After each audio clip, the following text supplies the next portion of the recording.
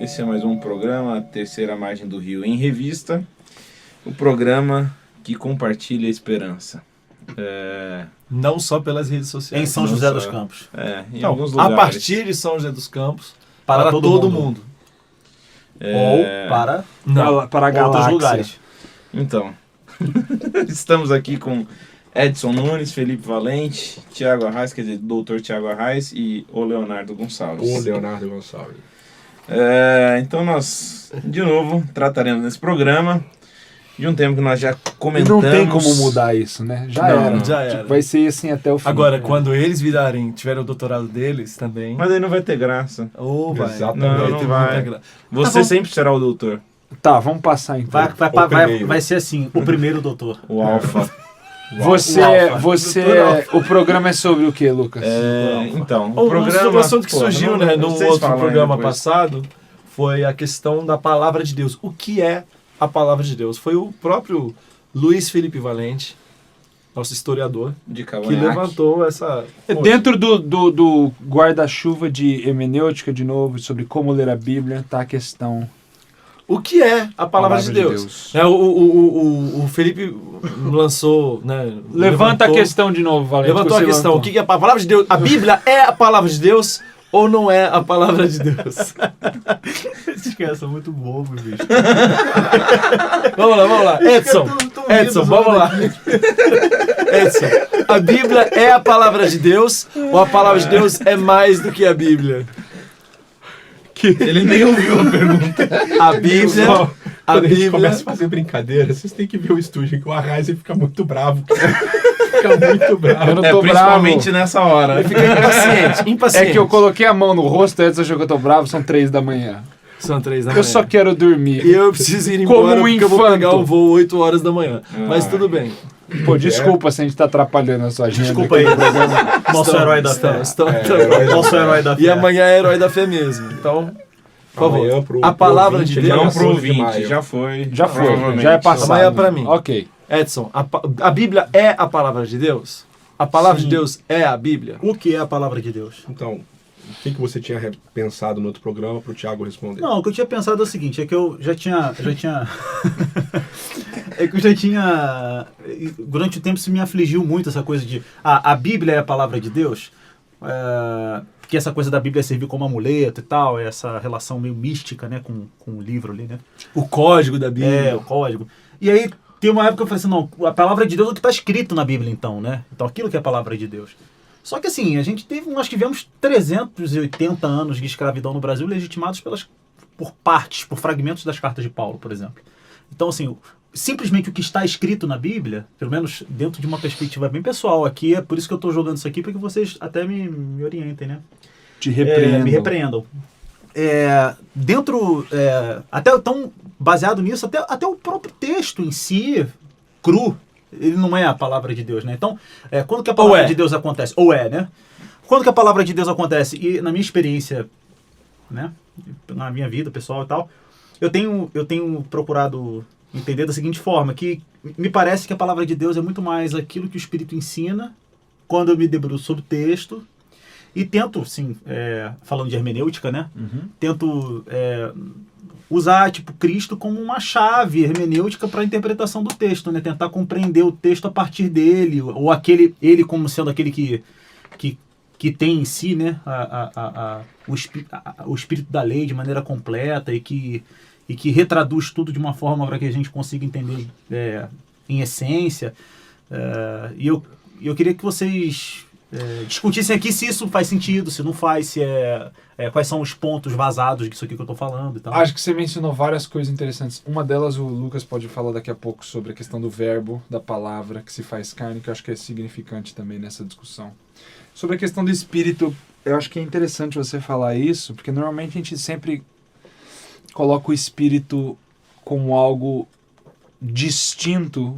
Obviamente existe essa distinção da palavra, mas com o ministério sendo distinto aquilo que a palavra de Deus é revelada, sendo que a própria Bíblia diz que o Espírito ele vem para ser um ensinador da verdade. Em outras palavras, não tem uma distinção sobre aquilo que o Espírito vai revelar. Essa revelação não é distinta daquilo que está escrito, para a gente compreender aquilo que está escrito. Mas é uma discussão delicada. Você tem Karl Barth, por exemplo, que uma das ideias básicas dele era a questão de que a palavra de Deus ela não é o que está escrito na Bíblia, basicamente ela se torna a palavra de Deus na proclamação, no querigma e tudo mais. Então, Que é um pouco a ideia do Buber também, por isso que no outro programa eu falei, entre aspas, um certo misticismo. Né? sim, tem isso, de que então a palavra tem que ser proclamada, senão nunca vai se tornar a palavra de Deus. Então existe de fato um mistério. Acho que o que é difícil é a gente estabelecer, não é isso aqui, não é aquilo lá, porque existe um mistério em que, sim, as palavras escritas refletem a vontade de Deus, a revelação de Deus, então nesse aspecto sim, de fato é a palavra de Deus, mas o que é a Bíblia, ou os 10 mandamentos, vamos dizer, as 10 palavras, apenas no livro, entendeu? Elas perdem esse correspondente humano, a forma de vida que a gente também vem mencionando em outros aspectos. Então você tem essa união de dois elementos que você, em um você pode ter controle, que é a questão objetiva da própria Bíblia, do outro você não tem muito controle, que é a ação do Espírito na vida do indivíduo para validar aquilo que foi escrito. Há uma dialética entre os dois? Ou não? Ou aquilo que o Espírito ensina, muitas vezes, nem é exatamente... Porque eu tô jogando isso aqui meio que para provocar mesmo. Certo. Aquilo que o Espírito pode ensinar, às vezes não tem nada a ver com aquilo que o texto tem para dizer por si. Então, eu acho Tá difícil, entendendo? porque o ponto é o seguinte, como é que a gente vai discernir, no caso, a revelação O do que o texto- Espírito em distinção daquilo que o texto... Então, a maneira da Aham. gente enxergar a realidade e validar manifestações religiosas, fé e tudo mais, é através do partir viés de lá. daquilo que está escrito. Então essa é a nossa lente de enxergar. Agora, se o Espírito chega revelando algo que está em distinção daquilo que está escrito, aí você está agora num limbo. Você vai ter que tomar uma decisão. E me parece sempre que... E assim, falando novamente de questões pessoais, né? Sim, mas no meu caso, relacionamento desculpa, com Deus. só aqui levando o raciocínio, se aparentemente o que o Espírito está te revelando está em contraposição ao texto, talvez não seja um problema tão grave como você está dizendo, porque talvez seja apenas a sua forma de enxergar o texto, talvez seja só em contraposição à sua forma de ler Então, o texto. não, o ponto que eu estou querendo fazer é bem simples. É assim, se o eu Espírito está entendi. revelando algo fora do texto, como é que eu sei que é o Espírito? Essa é a palavra. Sabendo que ele vem como um ensinador Aham. da verdade. Esse é o ponto. Acho que esse Sim. é Não faz sentido. Não, e Sim, todo, sim, todo sim, parâmetro, como é que toda você sabe metodologia eu joguei isso também que pra se tem provocar. de identificar Não, o Espírito... as perguntas são boas porque são dúvidas que Então, pessoas eu joguei têm. isso pra provocar, O porque que mais metodologia que a acontece gente hoje, tem- quando você vai conversar com outras pessoas, principalmente da linha mais pentecostal, é que você chega e fala, olha, o texto está dizendo isso e está aqui algo interessante sobre a vida. Mas o Aí a pessoa, não, mas o Espírito me revelou. Aham. Então, Aí como é que eu tô você provocando conversa por causa com disso, alguém porque o texto que se tem torna acesso cativo... direto ao Espírito? Acabou a discussão. Não, o texto se torna cativo das suas apreensões. Eu acho da experiência. É, exatamente, cativo da experiência. Ok. Agora, tem um aspecto, assim, eu falando mais uma vez de uma questão pessoal, assim, né? Me parece que a palavra de Deus acontece na minha vida, ela brota do texto para minha vida quando eu consigo me enxergar nela, né? Quando ela diz coisas a respeito de quem eu sou. Né? Então, falando aqui mais uma vez, a gente citou isso em programas passados, né? A experiência do fariseu e do publicano, né? Obrigado porque eu não sou como publicano. Aí você lê aquilo e você fala assim, fariseu terrível, né? Que homem perverso.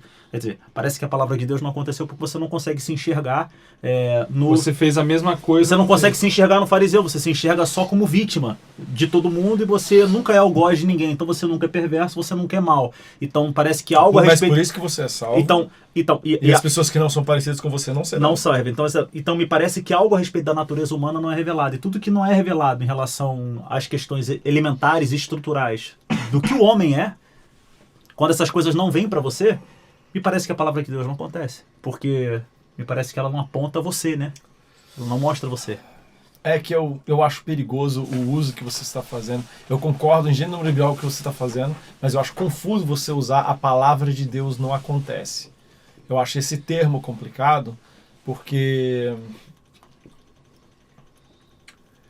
Por exemplo, eu substituiria como a ação transformadora que a palavra vem a oferecer. Como se ela não fosse acontece. palavra, se Entendeu? não... Tá, Porque se não entendi. muda o texto, o que a palavra queria alcançar não aconteceu. Então, nesse aspecto, Entendeu? então, Mas o é texto só é uma a palavra questão de Deus. linguística. Então, o texto é a palavra de Deus. É o que temos. O Ok. texto, é uma Ok. pergunta que se pode levantar. O texto é toda a palavra de Deus? Toda a revelação de Deus está apenas em sua palavra? Existem outras manifestações? Aí isso é uma outra pergunta. Isso é outra Entendeu? questão. ok. E talvez não. E a resposta, pelo menos a minha resposta, eu posso estar enganado, é talvez não. Talvez existam outras manifestações divinas. A gente, inclusive, conhece a própria criação, a natureza é uma manifestação divina que está, claro, contida na palavra, mas que vai além. Mas está disponível a todos nós. Está aqui, disponível a todos nós, inclusive a quem não tem acesso à palavra de Deus, ao texto. Entendeu? Só que não tem jeito, sempre volta para a mesma coisa. O texto é o que nós temos. E nós temos que trabalhar, porque... Eu coloco a experiência à luz do texto, né? Normalmente. Exatamente.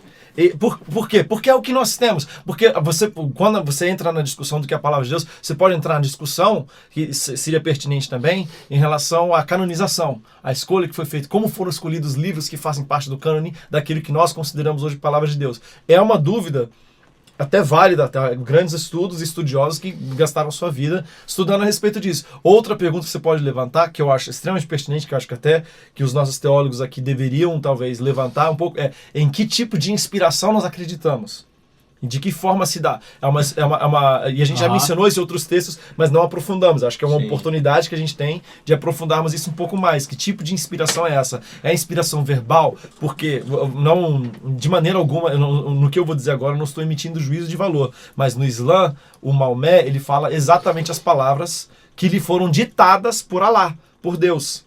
Ele é apenas o porta-voz no sentido de que ipsis litteris, até que foi apenas no século XX, se não me engano, que começou a se traduzir o Alcorão, porque se Alá escolheu a língua árabe, então para você entender as palavras de Alá, você tinha que aprender árabe, porque são as palavras específicas e há consequências disso para a maneira de se fazer teologia, a maneira que você enxerga que tipo de inspiração.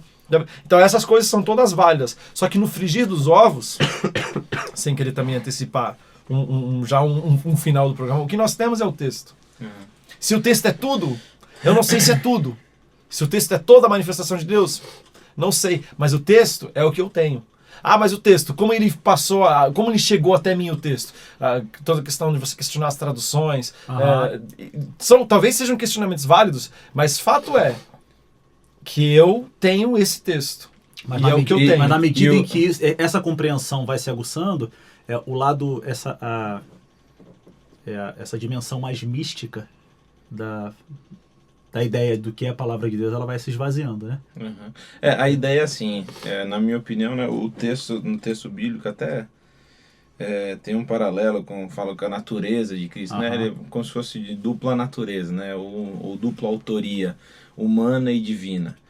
E isso é interessante porque daí entra em duas palavras, uma delas que o Léo comentou, que é inspiração, né, e revelação, né? Sim. Então, a revelação, há uma transmissão de conteúdo, né, novidade. Inspiração não necessariamente, né? Por exemplo, quando a gente lê Lucas, a gente vê no início que não há uma revelação, uma visão que ele tem, um sonho. Ele faz uma pesquisa inspirado, acreditamos por Deus, e escreve aquele livro, o livro de Lucas e de Atos. Né? Então, há uma inspiração com que ele escreve. Então, o que é importante é assim, nós acreditamos que a Bíblia, a Palavra de Deus, é inspirada por Deus e tem autoria divina, só que essa autoria divina ou essa inspiração não anula a personalidade do escritor do texto. E então, nem os traços culturais de sua época. Sim, não anula nada disso, entendeu? Então ela faz parte. Boa decisão. Segundo Timóteo, toda a escritura é inspirada. Escritura para Paulo inclui o Antigo Testamento, inclui muita coisa. E ele chama de escritura. Tanto que evangelho para Paulo também significa Antigo Testamento e várias outras coisas. Então, existe uma indicação já textual, pelo que você está dizendo, para os ouvintes entenderem que essa questão de inspiração. A palavra inspiração, de novo, vem desse texto segundo Timóteo, de que foi soprado por Deus, de alguma maneira, e vem essa palavra inspirado. Soprado por Deus, a palavra foi soprada por Deus para autores livres, né? A gente já fez um programa sobre liberdade, sobre essas coisas, todos os autores livres, diante da revelação de Deus, que pode ser não tão explícita como foi para Lucas e tudo mais, mas Deus está supervisionando essas coisas da liberdade do profeta. E o Léo comentou, a última coisa que ele comentou, eu acho bem importante, né? Essa questão da cultura, né? A inspiração não anula a questão da cultura, né? Tem até um texto lá do Heschel que ele fala, né? Poxa, que interessante, né? As verdades divinas tal, em vasos tão frágeis como as palavras, né? Que é um texto de Paulo. E ele fala assim, poxa, não haveria uma maneira mais clara, mais linda dessa transmissão. Por quê? Porque quando você vai ver, né, na verdade, toda a escritura, toda a Bíblia acaba sendo, no fundo, usando um paralelo de novo com Jesus, acaba sendo uma forma de encarnação, né? E não tem como anular essa encarnação da palavra, no contexto agora da Bíblia, não necessariamente da palavra Jesus. Em João 1. Não tem como pensar nessa palavra sem a contextualização, sem o contexto cultural também inserido. Não é anulado. Isso fica lindo em Cristo também, porque se em vasos tão frágeis, né, me parece que o fato de Deus encarnar numa matéria tão frágil. Tão completamente. Muito completamente. bonito isso. Quem escreveu isso mesmo? Heschel. Não, o Heschel fala dos vasos frágeis, né? Que o Edson comentou que é Paulo. Mas daí tem essa relação o que daí faz Jesus, a ligação, né? com o programa que a gente vai ter que fazer sobre arte de novo, de como é uma ideia assim incrível, de como Deus, se de fato o texto está falando a verdade, que é algo, existe um conteúdo revelatório dentro daquilo que a gente chama de Bíblia ou desse compêndio de livros, ele coloca tudo na mão além de linguagem, de cultura e tudo mais, mas de prosa, de narrativa, de poesia, basicamente de arte. Ele poderia, como a gente já disse no passado, ter colocado, hoje em dia tem todas essas discussões sobre provas da existência de Deus, poderia ter colocado 10 teoremas ontológicos logo de cara, não fez. Você colocar equações matemáticas que desse a prova empírica final para determinar de que existe um ser inteligente fora da realidade, não faz. Ele coloca na mão de pessoas que escrevem atrelados às suas culturas e dependentes de... Limitados em vários aspectos. Mas é interessante porque o texto ele envolve a comunidade, né? Quando você trabalha teoremas e tal, quando você trabalha mesmo filosofia, é interessante porque a filosofia envolve o filósofo. Certo. É o que ele pensa, é como ele chega àquelas conclusões, etc e tal, ele descreve o caminho. Quando você coloca fórmulas matemáticas e tal, envolve um raciocínio lógico, etc. Quando você coloca um texto narrativo ou poético, você envolve quem escreve, você envolve quem lê e todo o espaço entre eles. Né? Então, é muito interessante, envolve a muito comunidade. Mais abrangente. Muito mais abrangente. Então, há necessidade, você lê uma fórmula, né? Uma relação social implícita, né? Exatamente. Mas por exemplo, você lê uma fórmula matemática, um raciocínio matemático, você vê um teorema, você não tem que interpretar. Você tem que entender. E aceitar da maneira... Que é basicamente o que leva a ideia da inspiração verbal direta. Sim. Agora, não tem liberdade. Você aceita o que está escrito e ponto final. Você Discute interage. Tanto que na teologia islâmica se estuda, não se discute interpretação, se discute aplicabilidade. Se aquilo que foi dito naquele contexto se aplica a esse contexto. Você não discute o que a pessoa quis dizer. Que tira a liberdade e o espaço que o Edson estava mencionando nessa questão do texto. Eu acho... A gente estuda, né? Às vezes a gente acaba estudando algumas coisas, né, da Bíblia. Mas você vai ler assim... Foi engraçado isso. Porque a gente vai entender. Deixa ele falar que a gente vai entender. Na maior parte das vezes a gente não estuda, né? Mas, às vezes a gente acaba estudando algumas coisas da Bíblia. Foi irônico. Tem algo ali, né? A gente fala, vou estudar a Bíblia, né? Nem todo mundo pensa assim. Mas, enfim, às vezes a gente acaba estudando a Bíblia. Tem que estudar? Achei que já estava explícito ali. Nem sempre, né? Aí você tá lendo lá, né? Aí você vê o contexto dos 10 mandamentos, né? Deus vem e fala, um código de leis ali e tal, não tem especificação de pena, é um texto bem inovador em diversos sentidos, tá? Aí na sequência, depois do final de Êxodo 20 e tal, Êxodo 21, tá, ele começa a discutir a lei do servo, a lei de adoração, do altar, de não sei o que lá e tal. Aí vai para Levítico, vai para Números, vai para Deuteronômio, ele vai ficar explicando um monte de coisa. Olha, quando vocês forem fazer isso, vai ser assim. Por quê? Porque mesmo no espaço bíblico do texto, não estou nem falando do espaço entre o leitor e o texto. Leitor moderno. É o leitor moderno. Estou falando do espaço de quem estava ouvindo lá na hora. Sim. Ele começa assim, diz lá, não adulterarás. Agora deixa eu explicar melhor isso daqui para vocês. Então, olha como é que o texto vai. Mas assim, se uma mulher estiver sozinha no campo, e essa mulher for casada com alguém, se vier um cara para estuprar essa mulher e tal, e não tiver ninguém, então vai acontecer isso. Se for desse jeito, vai ser assim. Se for daquele jeito, vai ser assim, assado. Bom, se o marido desconfiar que a mulher adulterou, aí ele vai fazer assim, que tem um lance lá bizarro, leva para sacerdote, ele vai dar uma cinzas misturada com água e vai ver se ela vai inchar. Se ela inchar, traiu. Se ela não inchar, tá tudo bem. Aquilo ali é intenso. É bem bizarro. Mas é intenso aquilo ali. Mas aí você vê assim que, mesmo no texto em si, você tem o escrito e você tem a discussão do que está escrito. no próprio texto. Então, vários autores bíblicos, eles expõem uma coisa e depois eles começam a explicar aquela coisa que eles tinham exposto. Ou seja, a própria arte do escrever o texto bíblico está relacionado a você discutir, interpretar, obviamente... Não fecha o caso. Não fecha o caso. Então a gente tem o caso famoso que o Lucas cita, a gente gosta de citar esse caso, que é das filhas de Zelofaade, né? Então vai lá, tem todas as leis da propriedade da terra, né? Então vocês vão dividir, tal terra vai ser com tal tribo, vai ser assim, vai ser assado, tal. Quando morrer o pai vai passar pro primogênito, isso aqui lá, tal. Aí morre o cara lá, o Zelofaade, aí eles não têm filho, só tem mulher. Aí as mulheres vão lá no livro de Números, que esqueci o capítulo, primeira vez que elas falam. Eu sei que em 36 é a segunda vez que são os... aí já é a solução. Já é a solução do problema. Os homens da tribo que vêm falar de casamento. Aí na primeira é Números 20 e pouco. Aí fala lá, elas vão lá pra Moisés e falam assim, o seguinte, o pai morreu e só tem mulher, só tem filha, e agora, como é que vai fazer? Aí ele vai lá e fala, realmente a gente não tá previsto na lei. Aí vai discutir com Deus. Senhor, aconteceu aqui o caso das filhas de Zelofaade, morreu, não sei o que lá e tal.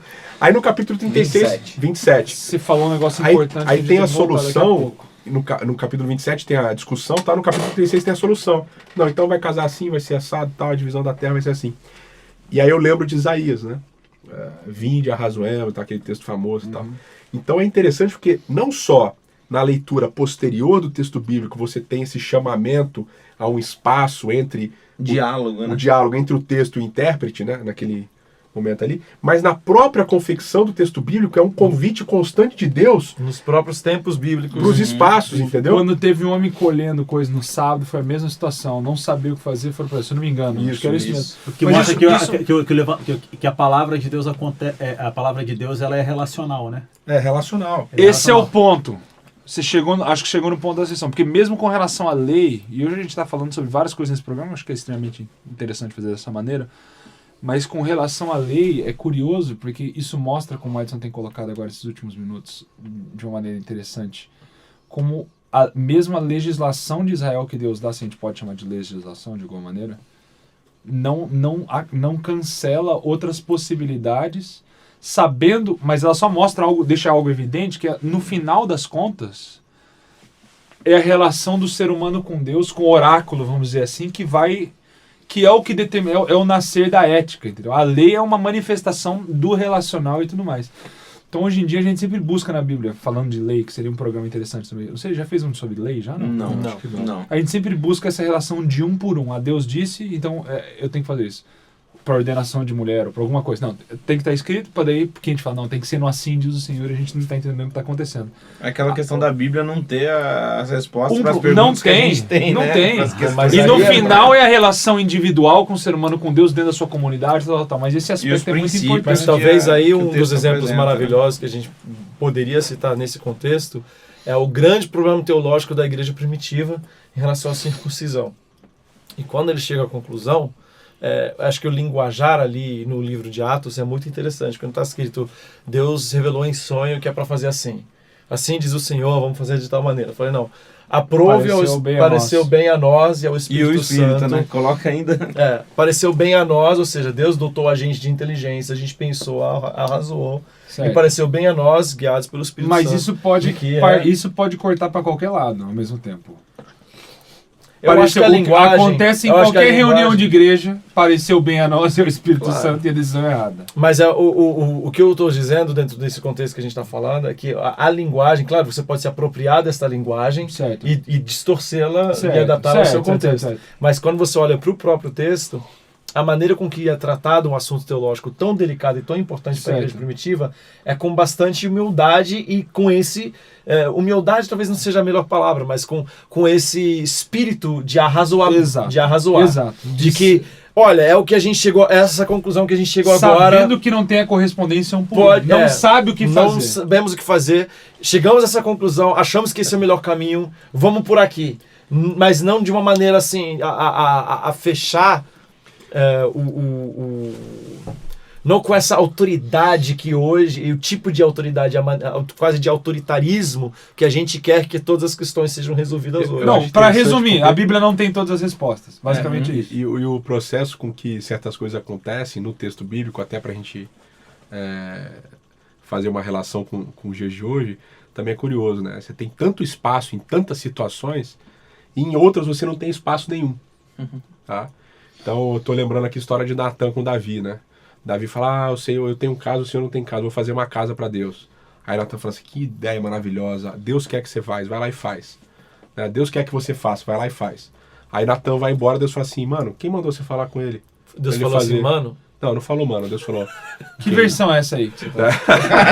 A nova versão internacional. É a nova versão internacional do Edson, do Capão. Mas aí ele fala, ô Natan, profeta, quem que disse pra você que era pra Davi construir o templo? Vai lá e fala pra ele que não vai construir não.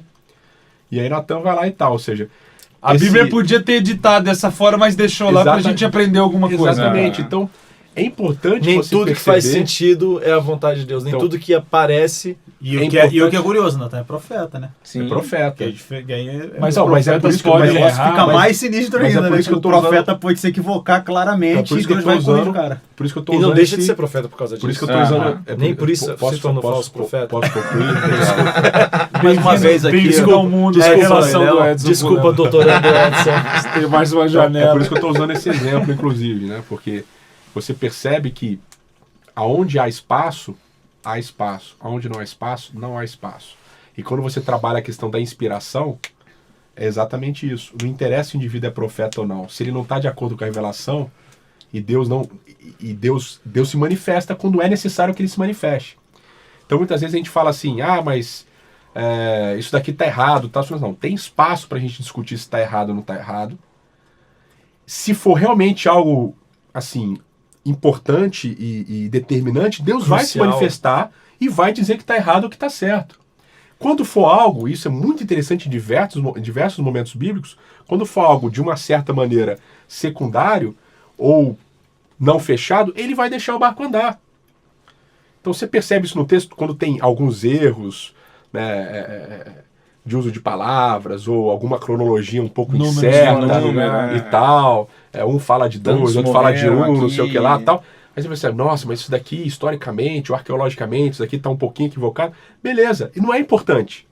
Essa Agora- é a prova de que existe essa liberdade. Esse É um Exatamente. espaço. dos Agora, indícios. Quando né, é inclusive. importante, ele vem e fala O problema, claramente. o problema é que Pro a gente profeta pega corrigir o que é o profeta, estreito, a gente entendeu? pega o que é estreito, tenta largar, pega o que é largo e tenta estreitar em função daquilo que você acha que é melhor e tal, enfim. Isso tem tudo a ver também com o programa que a gente teve falando sobre como ler a Bíblia, porque esses são marcadores, né, da gente entender o que é importante para o texto e o que não é importante para o texto. Bom, Isso aí. E aprender a viver dentro dessa liberdade que o texto dá.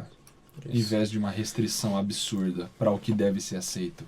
E ponto final. Lucas, o que você tem para dizer agora? O que eu tenho para dizer é que esse foi mais um programa da Terceira Margem do Rio em Revista. Até o próximo. Um abraço.